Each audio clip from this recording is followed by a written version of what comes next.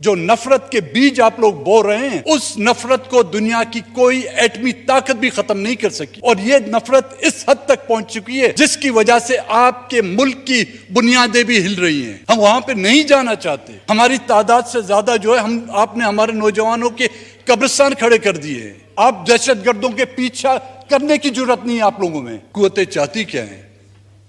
हमें यहां से धकेल के वहां पे ले गए, वहां से फिर हम यहां पे आ गए। अब हमें कहां ले जाना चाहते हैं? हम वहां पे नहीं जाना चाहते जहां पर हमें धकेला जा रहा है।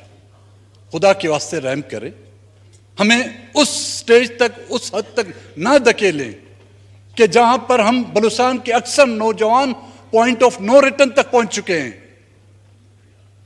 आप दहशतगर्दी को तो शायद इन हथकंडों से खत्म कर सकें। दहशतगर्दों को आप, जिनको आप दहशतगर्द कहते हैं, उनको आप खत्म कर सकें, लेकिन जो नफरत के बीज आप लोग बो रहे हैं, उस नफरत को दुनिया की कोई एटमी ताकत भी खत्म नहीं कर सकी। और यह नफरत इस हद तक पहुंच चुकी है जिसकी वजह से आपके मुल्क की बुनियादें भी हिल रही हैं। अगर इस मुल्क के वो हाकिम जिनकी जिम्मेदारी है कि इस मुल्क की बुनियादों को मजबूत करें, अगर वो खुद इसको दीमक की तरह चाट चाट कर खोखला कर रहे हैं, तो इसके जिम्मेदार हम नहीं, पहले भी वो थे, अब भी हुआ है। जेनोसाइड, लिटरली बलूचिस्तान में जेनोसाइड हो रहा है, नस्लकुशी की जा रही है हमारी। वो नस्लकुशी जो 1970 में बांग्लादेश में की गई थी, ये मैं नहीं कह रहा, आपके हमीद रहमान कमीशन की रिपोर्ट कह रही है, ये मैं नहीं कह रहा। कुछ दिन पहले अमेरिकन ऐवान में एक करारदाद पेश की गई थी जिसमें यह पेश किया गया कि पाकिस्तान के हुक्मरानों ने, पाकिस्तानी फौज ने बांग्लादेश में जेनोसाइड किया है। आज फिर वो तारीख दोहरा रहे हैं आप लोग बलूचिस्तान में। हम बंगालियों की तरह कितने ताकतवर नहीं, हमारी तादाद इतनी ज्यादा नहीं। हमारी तादाद से ज्यादा जो है आपने हमारे नौजवानों के कब्रिस्तान खड़े कर दिए हैं। और कहते हैं कि जब भी हम हुक्मरानों से बात करते हैं, कहते हैं ये लोग तो जी अफगानिस्तान में हैं, अफगानिस्तान से आते हैं, यहां पे कार्रवाई करके चले जाते हैं, फिर अफगानिस्तान। भाई एक जमाने में अफगानिस्तान तो आपके हाथ में नहीं था, अब तो माशाल्लाह अफगानिस्तान आपके बकौल, आपकी कोशिशों से जो वो आपका मुल्क का 5वां सूबा बन गया है। और वहां पर आपके बगैर चाहते हुए कोई चिड़िया पर तक नहीं लगा सकती। तो कैसे अभी भी वो लोग अफगानिस्तान में बैठे हुए हैं? वो एक की तादाद नहीं है, हजारों की तादाद है। अगर वो अफगानिस्तान में है तो उनके लिए माजर कैंप बनाए गए होंगे। क्या उनके लिए कोई वहां पर कोई माजर कैंप बनाया गया है जिसमें वो अभी तक हैं? लेकिन हैं अफगानिस्तान में। लाशें यहां से बरामद हो रही है। जनाब स्पीकर साहब, इनकी शक्ल सूरत देखिए आप, लगता है ये बलूचिस्तान की पहाड़ों पे नहीं, जहां पर गर्मियों में टेम्परेचर जो है 48 से 50 तक जाके पहुंचता है, लगता है सियाचिन या कश्मीर की पहाड़ों में इन्होंने जंग लड़ी होगी, जिनकी रंगत जो है वो सब्ज होने की बजाय और गोरी चिपटी हो गई है। उनका हुलिया, उनका दाढ़ी का तराश, कोई भी पहाड़ में बैठा हुआ शख्स जो है ना, अपने साथ 5 स्टार का जो है बार्बर या हजाम लेके नहीं घूमता होगा, जो उसकी दाढ़ी भी तराशे और उनके सबके बालों को जो है ना एक ही तर्ज से काटे। ये सिर्फ एक ही कुव्वतें कर सकती हैं, जिनके बारे में हम जब कहते हैं जी आप इदारों के बारे में बात करें, तो भाई किसके बारे में हम बात करें? ये आफत तो खुदा ने तो हम पे नहीं लाई है ना। इसके जिम्मेदार क्या यहां के हुक्मरान नहीं, वो कुव्वतें नहीं जिनके हाथों से रोजाना हमारी लाशें उठाई जाती है? ना धकेले हमें उस स्टेज पर।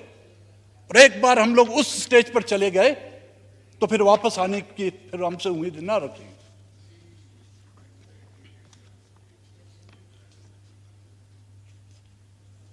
और अपनी कमजोरियों को,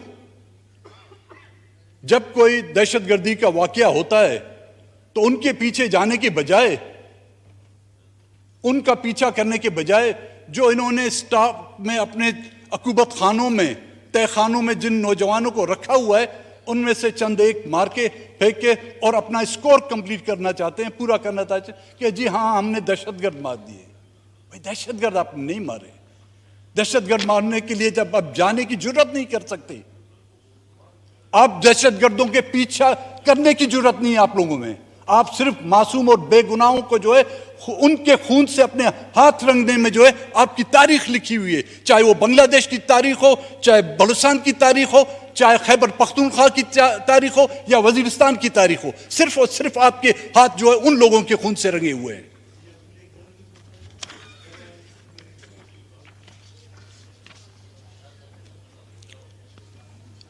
जो आपका मुल्तान का जो निश्तर हॉस्पिटल का जो वाकया, जो लाशें मिली हैं, कोई कहता है 200 हैं, कोई कहता है 500 है, अब अल्लाह ही जाने कितनी है।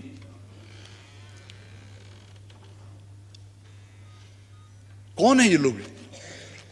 इसी मुल्क के बाशिंदे, मुसलमान हैं, इंसान हैं, किसी और मजहब से इनका ताल्लुक है? क्या लाशों की बेहरुमती इस तरह की जाती है?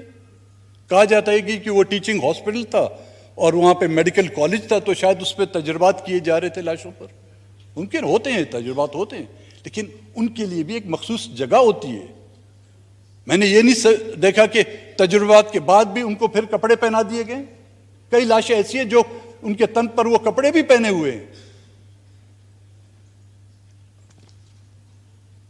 हॉस्पिटल की छतों पर नाजियों के बारे में उस दौर में सुनते थे हम,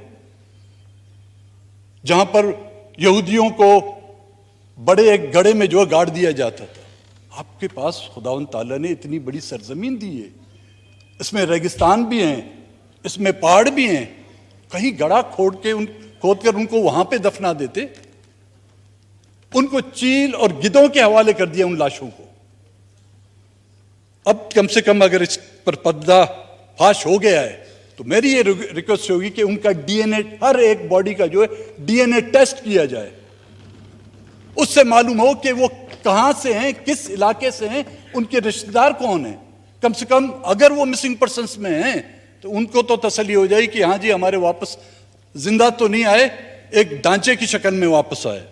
और इसी तरह इस वाकये की जियारत खारान और मस्तूम के जो फेक इनकाउंटर किए जा रहे हैं, मेरी ये गुजारिश होगी जनाब स्पीकर साहब आपसे कि इसके लिए एक हाई लेवल की judicial inquiry commission, supreme court के सिटिंग जज के सरबराही में कमीशन बनाया जाए अगर इन मामलात को हल करना चाहते हैं।